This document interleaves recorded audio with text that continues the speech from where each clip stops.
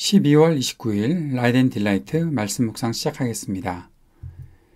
사랑하는 주님, 오늘도 주님의 말씀 앞에 우리의 마음을 엽니다. 우리를 성령으로 충만하게 하시고 주님께서 주신 지혜로 말씀을 깨닫고 주님께서 주신 힘으로 말씀에 순종하며 살게 하옵소서. 예수님 이름으로 기도합니다. 아멘.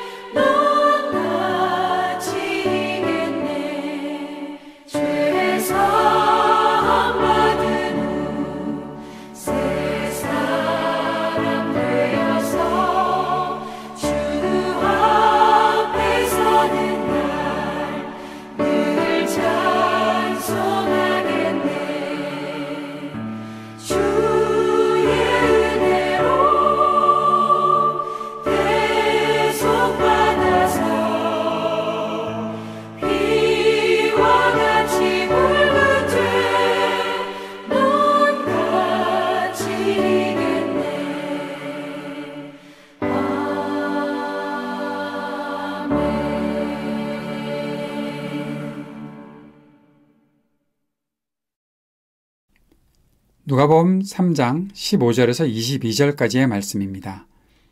백성이 그리스도를 고대하고 있던 터에 모두들 마음속으로 요한에 대하여 생각하기를 그가 그리스도가 아닐까 하였다.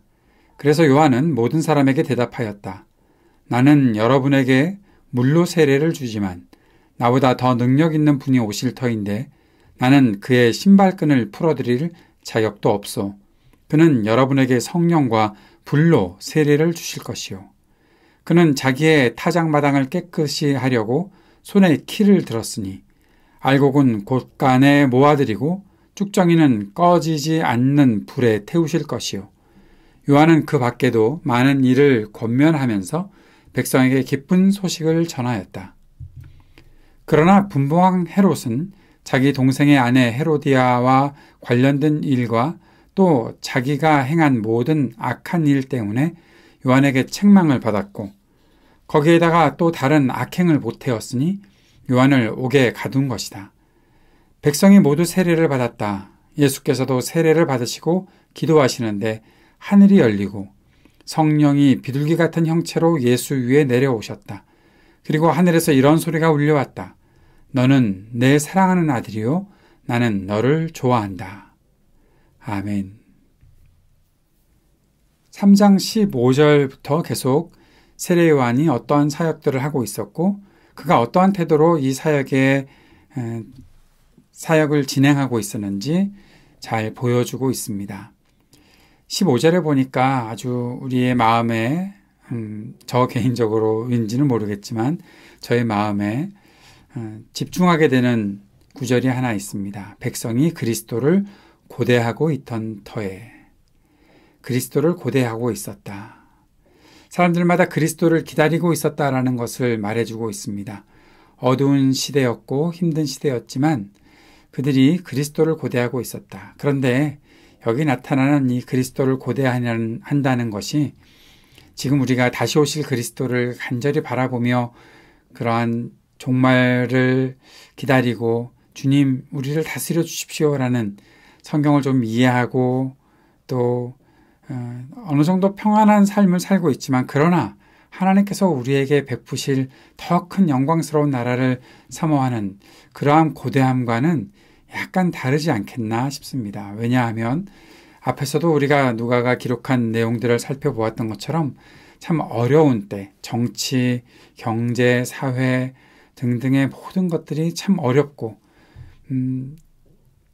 어떤 하나도 희망을 가질 것이 없었던 그런 때에 자신들을 구원해 줄 누군가가 오기를 원하던 사람들의 마음이 있었다라는 것을 그리스도를 고대하고 있는 구원자를 고대하고 있는 사람들의 모습으로 누가가 그리고 있는 것이 아닐까 생각하게 됩니다. 그래서 그들은 누군가가 나타나면 저 사람이 우리의 메시아이겠구나 라는 그런 생각을 하고 있었던 것이죠. 그런데 세례 요한이 세례를 베풀고 사람들에게 회개하라고 하고 또 뒤에도 나타나 있지만 사회의 어떠한 부조리, 불의에 대해서 적나라하게 사람들에게 알려주고 또 책망하고 하는 그런 모습이 있었으니 요한을 가리켜서 이 사람이 우리의 메시아가 아니겠는가, 이 사람이 그리스도가 아닐까 하는 그러한 마음을 가지고 있었다라는 것이죠.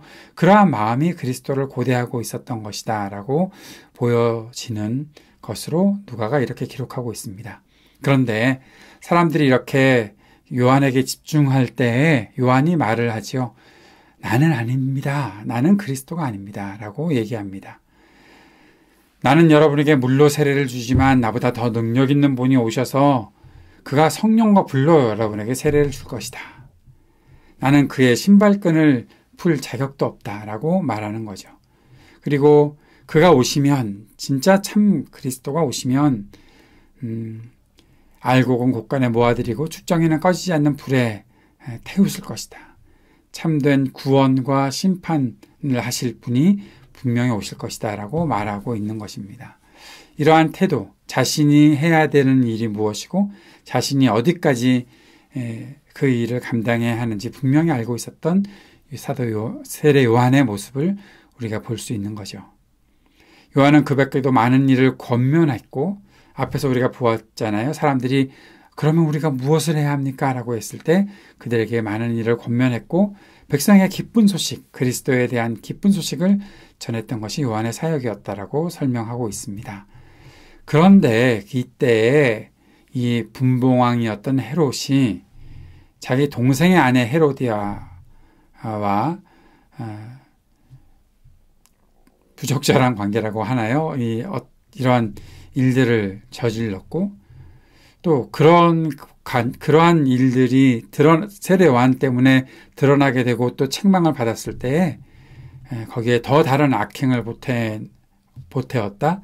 즉 요한을 옥에 가둔 일들이 나타났다라고 말하고 있습니다. 하나님의 일들이 하나님의 말씀이 증거되고 있는 그런 가운데서도 악한 사람들은 계속 악행을 저지르고 또 그 악행을 더해서 결국 자신을 책망하는 사람을 옥에 가두는 그런 일들이 벌어지고 있다는 것이죠. 그런 가운데 예수님께서 세례를 받으셨습니다. 예수님께서 세례 받으실 때 하늘이 열렸고 성령이 비둘기 같은 형체로 예수 위에 내려오셨고 성부 하나님의 목소리가 들려오는 거죠. 너는 내 사랑하는 아들이고 나는 너를 기뻐한다, 좋아한다 라는 그 소리가 들려오고 있습니다. 삼위일체 하나님이 한 번에 등장하시는 아주 중요한 장면이 나타나 있는 것을 우리가 볼 수 있습니다. 오늘 이 말씀들을 좀 더 깊이 묵상하고 또 정리하면서 이러한 생각들을 해봅니다. 앞에서 말씀드렸던 것처럼 그리스도를 고대하고 있을 때라는 그 말씀을 보면서 우리는 어떠한가? 우리는 어떠한 그리스도를 기다리고 있는가? 다시 오실 주님을 기다린다고 늘 말하지만 그 주님을 어떠한 마음가짐을 가지고 또 어떠한 주님을 기다리는 것일까? 한번 돌아보았으면 좋겠습니다. 단지 내 상황이 안 좋으니까 빨리 나를 구해 주십시오. 그것도 좋은 기도이긴 하지만 그것에 그치는 것이 아닌 이 땅을 심판하실 주님, 그 심판하실 주님을 간절히 고대하며 우리가 회개하고 주님 앞에 온전한 그 말씀에 반응하는 사람이 되어야 하겠다라는 그런 마음가짐을 가지고 그리스도를 기다리는 마음이 우리 안에 있어야 하겠다라는 거죠. 좀 힘 있는 사람이 나타나면 저 사람이 나를 구해주지 않을까 하는 그러한 생각으로 그리스도를 바라는 일이 있다면 세상이 너무 악하니까 빨리 망해버렸으면 좋겠다라는 그런 식으로 종말을 기다리고 있다면 그것은 주님께서 원하시는 또 성경이 우리들에게 가르쳐 주시는 그 진리를 향한 고대함은 아니지 않겠는가 싶습니다. 세례요한의 모습도 살펴보면서 자신을 그리스도라고 생각하는 사람들에게 나는 아니다라고 말했던 세례요한, 자신을 드러내고 타인을 이겨야 살 수 있다고 여기는 지금 이 현대의 모습과는 너무나 다른 나는 그리스도의 길을 예비하러 온 사람이다 라고 분명히 얘기하고 그렇게 사람들에게 온전히 그리스도를 전하는 그런 마음가짐으로 살아가는 겸손하고 또 자신의 자리를 지킬 줄 아는 세례요한의 모습도 우리들에게 도전이 된다라고 생각해 보게 됩니다. 자신이 감당해야 할 많은 일을 묵묵히 감당하고 기쁜 소식을 전하는 요한과 같은 사람이 있고 또 우리가 그렇게 살아야 하겠지만 이 땅에는 자신이 저지른 악행 때문에 책망을 받았는데도 도리어 잘못을 지적한 사람을 핍박하는 헤롯과 같은 사람도 있다는 것을 우리가 분명히 느끼게 되죠. 그러면서 하나 더 생각하게 되는 것은 죄는 책망을 받을 때 반응하고 돌이켜야 한다는 겁니다. 책망을 무시하면 결국 더 큰 죄를 보태게 된다는 것을 꼭 우리가 생각할 수 있었으면 좋겠습니다. 책망받는 일이 어떻게 쉽겠습니까? 어렵겠죠. 그러나 그 속에서 철저하게 자신을 하나님께로 돌이킬 수 있는 그런 삶이 우리 가운데 있어야 한다는 것 꼭 깨닫고 또 그 속에서 묵묵히 주님의 일을 감당해 나갈 때 세상이 많은 악으로 다가오고 또 우리를 위협한다고 하더라도 결코 꺾이지 않는 마음 갖는 것, 그것이 중요하겠다라는 생각을 하게 됩니다. 예수님께서 세례를 받으셨죠. 사람들을 구원하시려는 예수님의 사역이 시작되었다는 것을 볼 수 있습니다. 그리고 성부, 성자, 성령 삼위일체 하나님이 한 자리에 등장하시는 장면 우리가 확인하게 되는 거죠. 성부 하나님은 그리스도로 오신 성자 하나님께 사랑을 확인하시는 것이죠. 사람을 만드셨을 때도 우리가 우리의 형상대로 사람을 만들자라고 하시면서 삼위 하나님께서 함께 계셨다는 것을 우리가 볼 수 있고 또 오늘 이 장면에서도 그렇고 또 성경에서 삼위 하나님을 한 번에 함께 언급하는 장면에서 너희가 아버지와 아들과 성령의 이름으로 세례를 주고 가라고 말하는 마태복음 28장의 말씀도 생각해 보게 됩니다. 사람들의 새로운 시작, 사람들을 만드실 때, 또 죄에 빠진 사람들을 구하시려고 예수 그리스도의 사역이 시작될 때, 그리고 이 땅의 많은 사람들에게 주의 복음을 증거하고 제자로 삼으라고 하실 때 성경은 삼위 하나님을 함께 등장시키고 있는 것을 보게 됩니다. 오늘 이 장면이 우리에게 새로운 역사의 시작임을 다시 한번 생각할 수 있었으면 좋겠습니다. 그리고 주님께서 우리를 사랑하신다라고 하신 것도 분명히 지금도 있는 사실임을 우리가 기억하고 주님의 사랑을 확인하며 살아가는 우리 모두가 될 수 있기를 바랍니다. 오늘 말씀 기억하며 함께 기도하는 시간 가집시다. 주님의 말씀에 반응하고 주님의 사랑을 확인하며 날마다 살게 하소서 함께 기도드립시다. 그리고 오늘도 우리가 하나님 나라 복음의 일에 쓰임받으며 살게 하소서 함께 기도했으면 좋겠습니다. 오늘도 중보하고 기도할 때 이 땅의 전쟁이 그치기를, 아픈 사람들이 치유되기를, 우리 삶의 터전에 희망이 있기를, 우리 청년들에게 소망 주시기를, 약한 노인들과 소외된 이웃들을 잘 돌볼 수 있기를, 우리 교회가 주님께 쓰임받는 교회 될 수 있기를 위해 한 마음으로 기도하는 시간 갖겠습니다.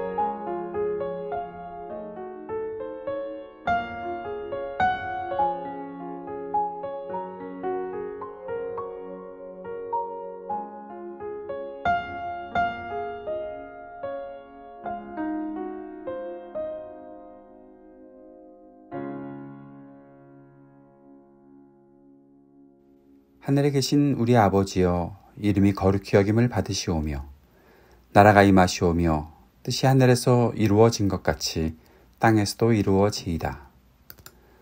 오늘 우리에게 일용할 양식을 주시옵고 우리가 우리에게 죄 지은 자를 사하여 준 것 같이 우리의 죄를 사하여 주시옵고 우리를 시험에 들게 하지 마시옵고 다만 악에서 구하시옵소서. 나라와 권세와 영광이 아버지께 영원히 있사옵나이다. 아멘.